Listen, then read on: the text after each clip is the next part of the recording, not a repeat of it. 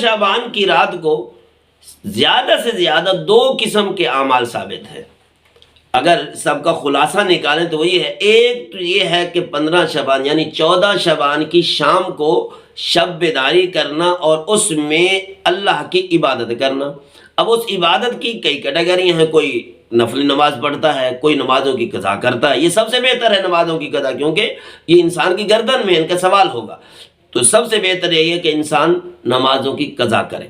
اور اسی طریقے سے قرآن پڑھے، تسبیحات کرے، اللہ اللہ کرے۔ ایک تو عبادت یہ ثابت ہے، اس میں اگر انفرادی طور پر کوئی صلاۃ و تسبیح پڑھنا چاہے تو کوئی حرج نہیں ہے،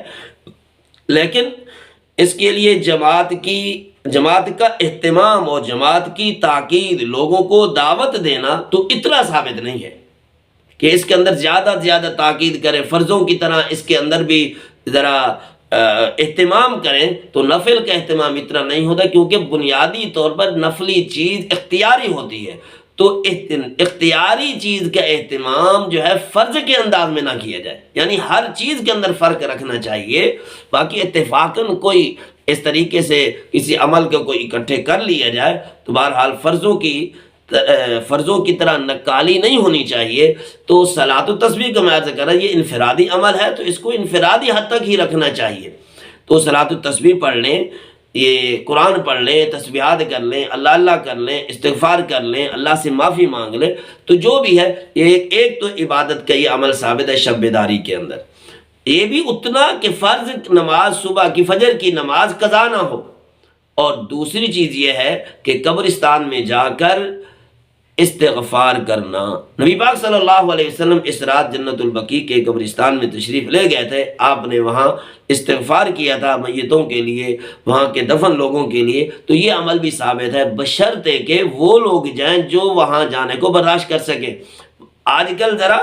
ذہن بنا ہوا ہے جنات کا ذہن، کہیں بھی کوئی تھوڑی بہت پریشانی آئے تو پھر کہیں ہمارے اوپر کسی نے جادو کر دیا، تو یہ چیز نہیں ہونی چاہیے۔ پھر جب جانا ہے تو سائڈ پہ کھڑے ہو کر استغفار کر لیں، ضروری نہیں کہ قبروں کے اندر آپ گھومیں، بلکہ ایک نہیں 2-4 آدمی اکٹھے ہو کے اگر چلے جائیں گے تو یہ یعنی حادثات سے بچنے کا ایک آسان طریقہ ہے کہ اس سے بھی بچ جائیں۔ اور سب کے لیے باب آدم علیہ السلام سے لے کر آج تک جتنے مسلمان قبروں میں پہنچ چکے ہیں سب کے لیے بخشش دعا کریں، بلکہ جتنے فوت ہو گئے ہیں، کیونکہ کچھ لوگ بیچاروں کو قبر نصیب ہی نہیں ہوئی،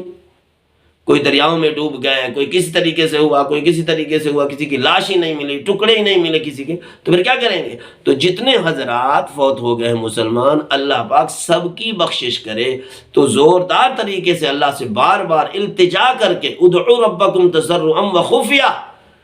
عاجزی انکساری کے ساتھ اور لجاجت کے ساتھ ایسے مانگے جس طریقے سے نبی علیہ السلام کے بارے میں آتا ہے کہ آپ